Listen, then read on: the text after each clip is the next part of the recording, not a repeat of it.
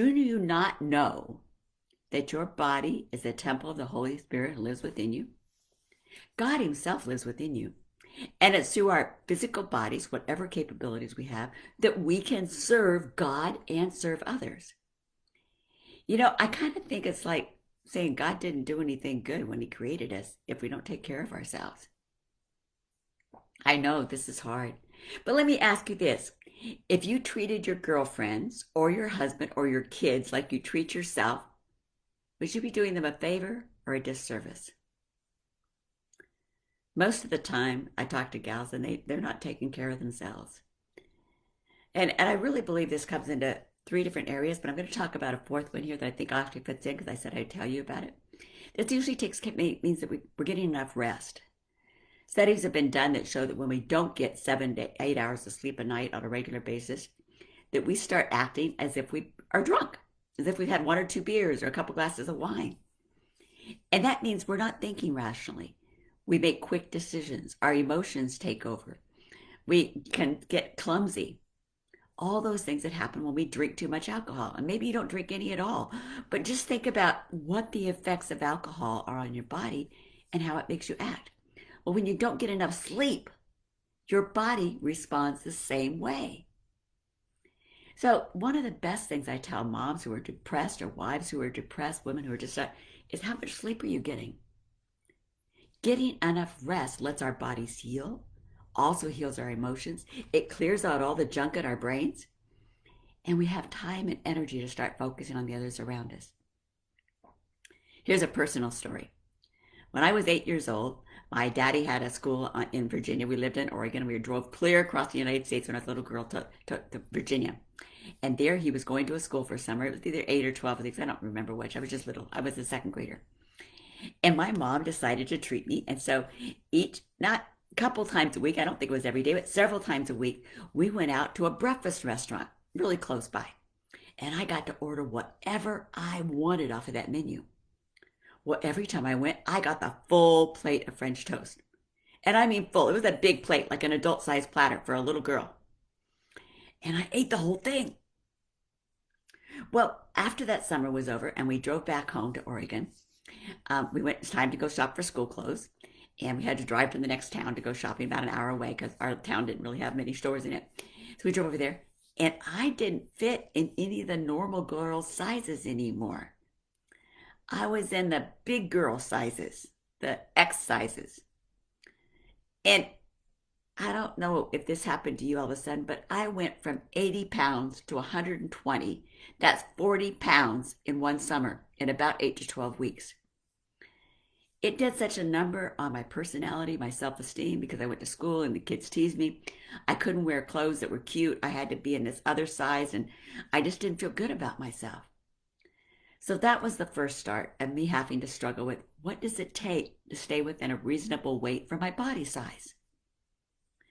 Through the years, doctors have pointed out other things where I've discovered I had a dairy allergy, and then I discovered my cholesterol was high, and then my husband had medical issues and these other things. So we've had to change our diet through the years to continue to stay healthy.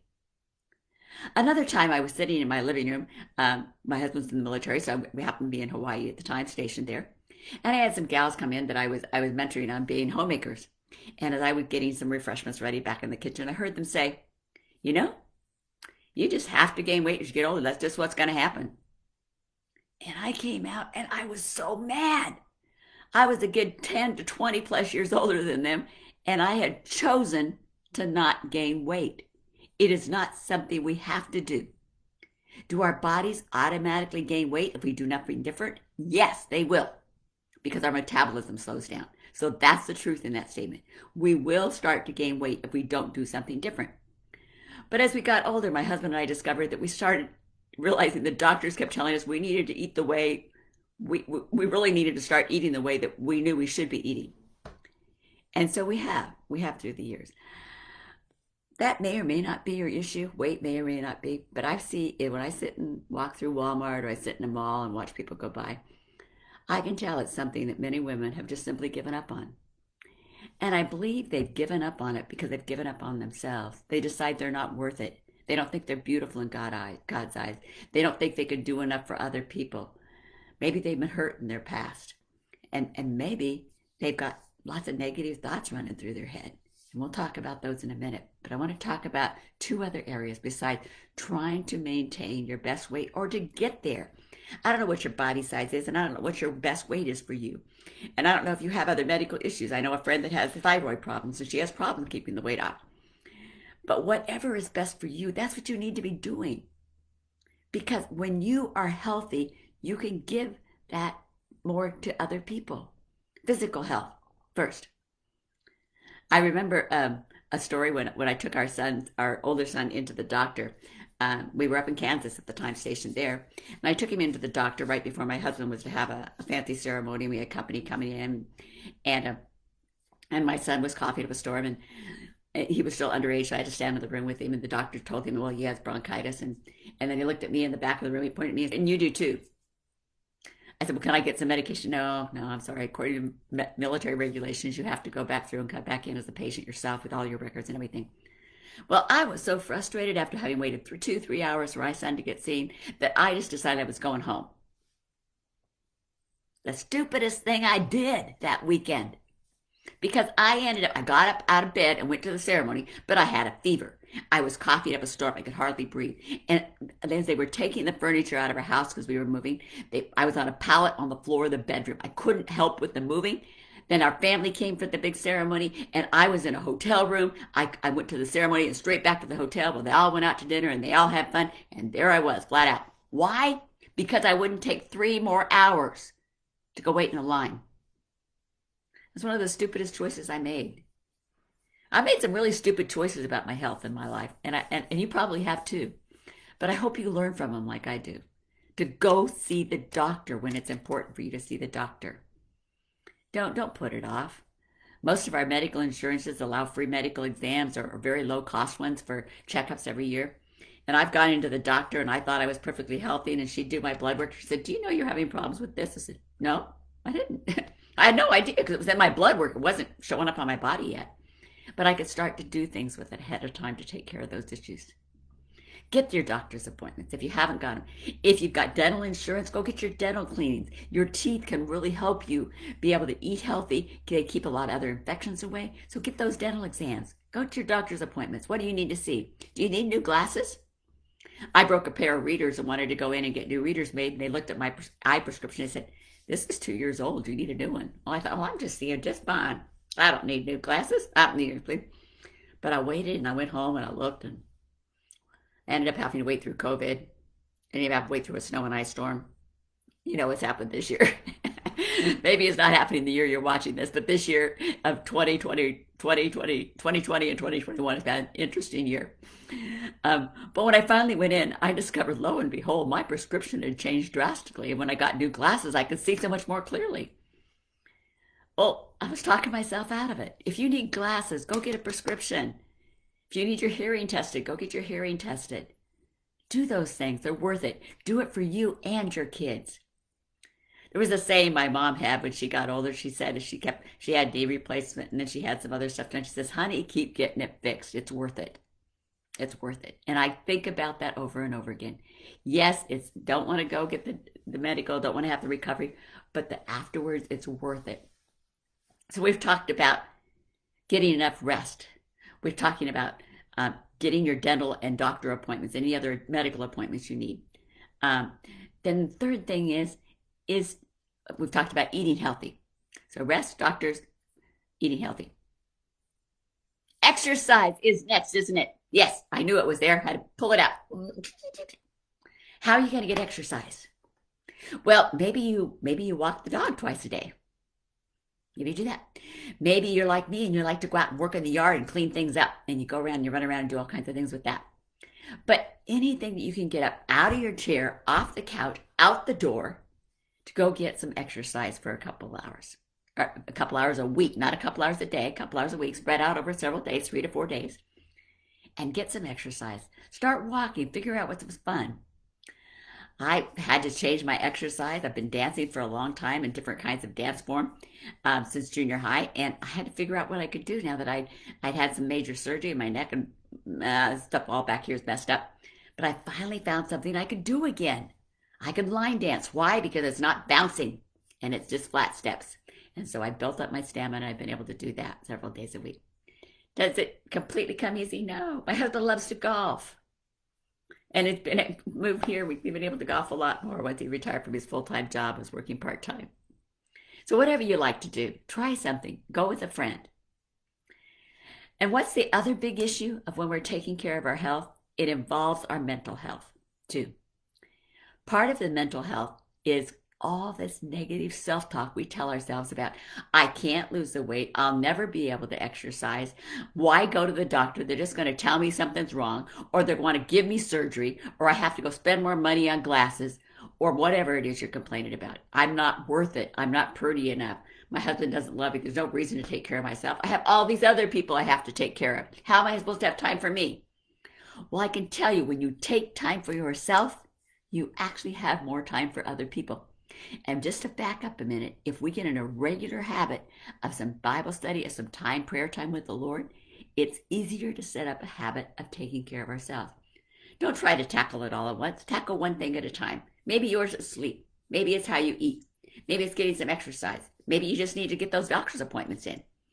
But here's the fourth thing we could do. And this is what I told you to talk about. How do we get rid of those negative attitudes, those negative ideas? 4 steps for doing this.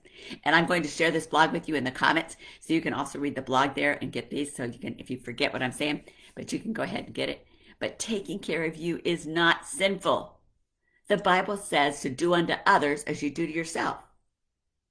Well, if you don't do anything for yourself, that's pretty, I'm not saying a dirty word here, I'm thinking it. Anyway, that's pretty awful way you're going to take care of other people. Take care of yourself.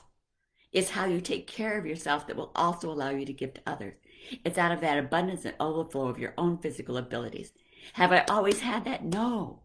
Sometimes, as I was suffering before I had surgeries for a couple years, I was working on my computer, and I was making pretty memes to share with people on Facebook. And I could pray, and I couldn't do much else for a while. But I did what I could. I did what I could for others as I tried to do the best for taking care of my health and then recovering for the surgery and all those things. But do what you can. I like Dr. Amen's book. He talks about our negative thoughts as being automatic negative thoughts, or ANTS.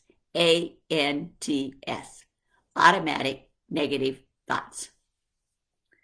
You got any ants running around your head? Those little things in there saying, nanny boo boo, nanny boo boo, you can't do it. No, no, no, no, no, no, no. Why try? You can't. I know I sound crazy, but that's what it sounds like in our heads sometimes. Is we're sitting there talking to ourselves with these crazy voices, and we listen to them. So what do? I'm going to share with you a system I have used for years, and I'm trying to find this where it is. Because I don't know where I read this or where I got this from, but it has worked for me when I've been dealing with anger, when I've been dealing with negative thoughts, when I've been dealing with recovery from surgeries, when I've been dealing with trying to figure out what I can do after surgeries, which was what I could do before I got sick. And so I've used this over and over. I've also used it when God starts prompting me to take more risks, to keep a track of them. But a small notebook. I like this one. It was cute. I got it at the store very, very cheaply. It was not the most expensive thing. But what he did, I'm going to tell you through the steps here. Get a small notebook. If you want to record them on your phone, go ahead and do this. I do find it easier to write them down because I guess maybe I'm more of a visual person, and this tends to slip away and I can't see as much of it. But if you're writing in a notebook, I suggest you do this. First off, step 1, record on one side of the page what it is you thought or said. Okay? The negative thought that was out of control, capture it in the journal. Write it down. Jot down the negative self-talk, the self-criticism. I'm not beautiful enough. I can't do it. Why ever try? I've always failed. God doesn't really care about me. I don't really make a difference. I got to do everything for everybody else. Whatever that negative thought is, write it down on one side. Only one on the page. Write down one. That's from 2 Corinthians 10:5, and it says, let us take every thought captive. And then on we'll talk about it says, and to submit it to the truth of God. Step 2, ask yourself, is this true? Is this what you wrote right here? Is it true or is it false? And maybe part of it's true. Maybe you don't think you're worth it and you don't think you're good enough. but it's what you think. Yes, that's what I think, but is that really true? I don't think God would say it's true. Maybe you've just got too much to lose. You're too out of shape. Well, that's a truth that you're out of shape, way out of shape, and you've got way bunch to lose. But it's not too much because with God, nothing is impossible. Maybe I don't really care about myself, but yet you're telling all yourself those negative things. Maybe somebody else has said it to you all the time. So they said it, but does that really make it true? That's a good question. That's from Philippians 4:8. And looking at, is it true? Is it something kind you're saying self? Philippians 4:8 tells us what to think about ourselves, what to think about our situation, what you just principally think about. And I get stuck off on the first one that says, is it true? Think on what is true. Step number 3. Okay, here we wrote what the negative thought was, and was it true or not true, false, or what part of it was true and what part was false. On the other side of the page, over here, we're going to write down, what does God think, or what can I replace it with? Let's say that I said, I'm way out of, yeah, boy, I'm just way out of shape. I'm a big fat bum. Okay. Truth, I'm out of shape. Big fat bum, probably not true. Other side, what does God say? God says, you are created, you're wonderfully created and made in the image of God. God says he created you just exactly like he wanted you to. Over here, I might have said, it's impossible to change it. But God says all things are possible with God. God says, I don't like my body. God says, but I'm here to help you restore your body. And I live within you and fill you with the Holy Spirit so that you can serve others. I say, I don't like to take care of myself. God says, but you can't serve others if you don't take care of yourself. That's the truth over here. Write one. Maybe you have more than one. Maybe God gives you more than one. Then the 4th step, that's step 3. 1 is write it. 2 is it true. 3 is to write something to replace it. And 4 is each time you read it, each time you say this negative thought, say this positive thought, and then turn it over to the Lord to work on.